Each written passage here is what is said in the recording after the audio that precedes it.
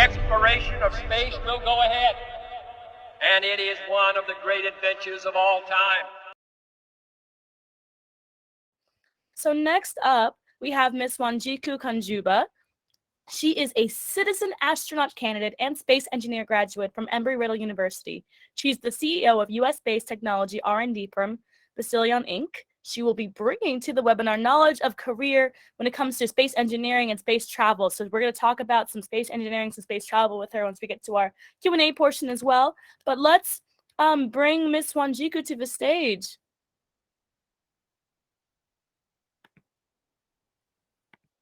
Make sure you're logged on. There we go. Awesome. Thank you so much, Kim, for the introduction. I appreciate it. And thank you so much for the major sponsors for having me today. So let's talk some space. So as Kim introduced me, my name is Wanjiku Kanjumba. I am from Kenya, born and raised. And I am an aerospace engineer and the co-founder and CEO of 𝗩𝗍𝗍, which is a tech R&D company. And I'm also a Project PoSSUM scientist astronaut candidate program graduate. So just the question I have from the general audience, for all of us, I'm presuming that we all range from between 0 and 10 and 100 years old. How old do you think the universe is? So in general, some answers some people usually say is maybe 100 million years old, or maybe 2 or 3 billion years old. But the universe actually is 13.8 billion years old, and astronomers estimate the age of the universe in 2 ways: by looking at the older stars and by measuring the rate of expansion of the universe and from the Big Bang. So that's how they came up with the estimation of 13.8 billion. So we are a very old universe, despite our age range from just about 0 to 100 in the audience. So let's start with something fun. I would like to talk about my experience in Project PoSSUM. So Project PoSSUM is an astronomics research and education program studying the atmosphere, more specifically the upper mesosphere, and its role in our changing global climate. I got the opportunity to go through the program. I got to experience some hypoxia conditions. So I was simulating a flight, and I was given specific instructions on how to fly the aircraft while my brain was losing oxygen. And out of every candidate that was there, I was able to function at a very high altitude while pretty much losing control of my brain, really. And I was still able to function at a very high altitude. So I have a very high resilience to that. Was something I learned, and pretty much people there were impressed. I also got the opportunity to don a spacesuit and fly simulating microgravity conditions. There I am representing the Kenyan flag on my suit, and also pointing myself as the very first Kenyan to go through the program. And this was just going through, when I was donning the suit, going through a simulation of a test flight. So moving on, aerospace engineering. I did mention I am an aerospace engineer, and one question you might be having is, what is that? So aerospace engineering is a STEM field focused on design, development, testing, and operation of aircraft and spacecraft. The field comprises of the creation of everything from miniature drones to high-lifting planetary rockets.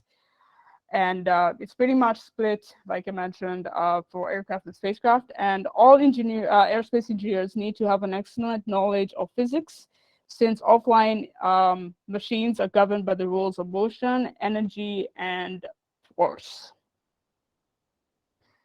So aerospace engineers basically work on anything that flies. Design, test, produce, and maintain a high range of piloted and autonomous aircraft and space vehicles. And Aerospace engineering can be broken down into two categories, being aeronautical engineers and astronomical engineers. Aeronautical engineers work on drones, helicopters, commercial aircraft, fighter jets, and cruise missiles, while astronomical engineers deal with the design and development and testing of vehicles that leave the Earth's atmosphere, so which includes a wide range of military, government, and private sector applications, such as rockets, missiles, space vehicles, probes, and satellites.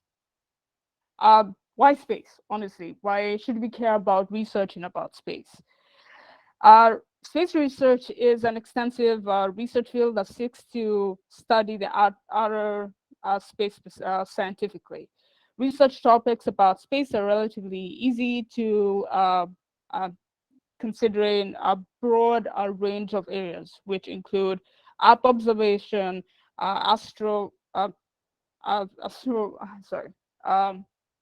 space physics, planetology, astronomy, material sciences, life sciences, and physics. So why is it important? For one, space research has helped in the development of medical research, which has led to the development of new drugs and surgical techniques that we use here back on Earth. So whatever the astronauts have been able to do from up there, we are able to actually use whatever discoveries that they learned from there back here to improve our medical field. Materials technology. Some of the new materials that have been developed and proven immensely useful in other fields, like the superheat-resistant tiles that were used in the space shuttle. Electronics. Because of our limited space in a spacecraft, there has always been a desire to make electronic components smaller and smaller, and this has led to the development of semiconductors and integrated circuits. Telecommunications. I mean, how else would I be talking to you right here today? Satellites, GPS, and other communications across the globe would not be possible if it weren't for space research. And then finally, environmental studies. From space, we're able to observe the Earth.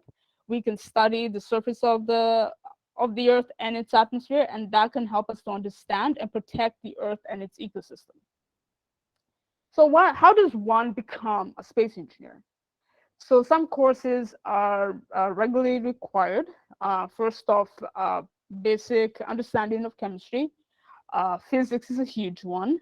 Mathematics, obviously, and computer programming.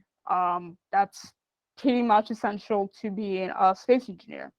And some of the skills that somebody would require for this, typical one being analytical, math, as I mentioned. Business is something I've highlighted because obviously not something you think about when you think of a space engineer.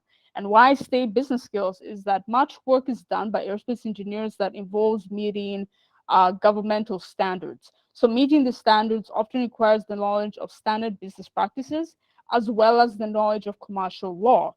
Additionally, project management and systems engineering skills can be useful. And other ones being critical thinking, problem solving, and writing. Another reason, one that I've bolded, reason for that is aerospace engineers must be able to write papers that explain their designs clearly and to create documentation that can be used for future reference for any other project upcoming. And that's it. That's the end of my presentation. Thank you so much for having me today. And back to you, Kim. Thank you for that wonderful presentation. Oh my gosh, if anyone here has dreams of becoming a space engineer or even a citizen astronaut, I hope you guys were taking notes because those were some fantastic insights that Wanjiku just shared. So thank you so much. The exploration of space will go ahead, and it is one of the great adventures of all time.